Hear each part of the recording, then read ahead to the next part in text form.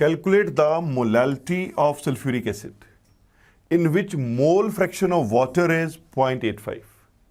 Given है water की mole fraction और पूछी हुई है मोलालिटी ऑफ सल्फ्यूरिक एसिड। आप जानते हो अगर एक कंपोनेंट की मोल फ्रैक्शन पता है दूसरे की अपने आप ही सॉल्व हो जाती है 1 माइनस करके।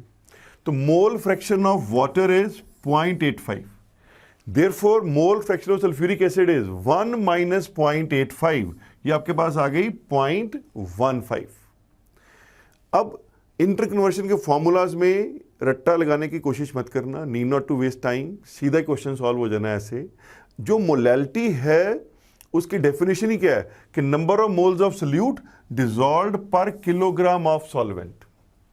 अब क्योंकि हमने मोलैलिटी निकालनी है तो हमने सॉल्वेंट पहले ही मान लिया 1000 ग्राम।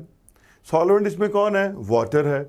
वाटर का मोलर मास 18 है, तो number of moles of water निकाल लो 1000 बाई 18, तो ये आपके पास आ गया 55.55 मोल्स। तो वाटर के मोल लग गए पता। अब मोल फ्रैक्शन का फॉर्मूला क्या होता है? Number of moles of one component by total number of moles. अब क्योंकि इसमें सल्फ्यूरिक एसिड कम है उसको मैंने N2 मान लिया, moles of sulphuric acid. Water ज्यादा है सॉल्वेंट, उसको N1 मान लिया, मोल्स ऑफ वाटर।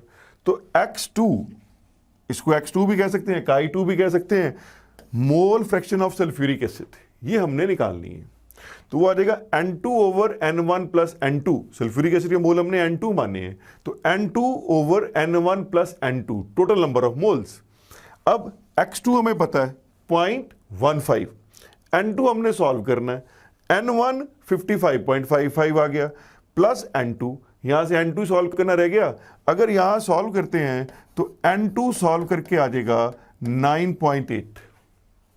इसका मतलब यह निकला कि 9.8 moles of sulphuric acid are dissolved per kilogram of solvent.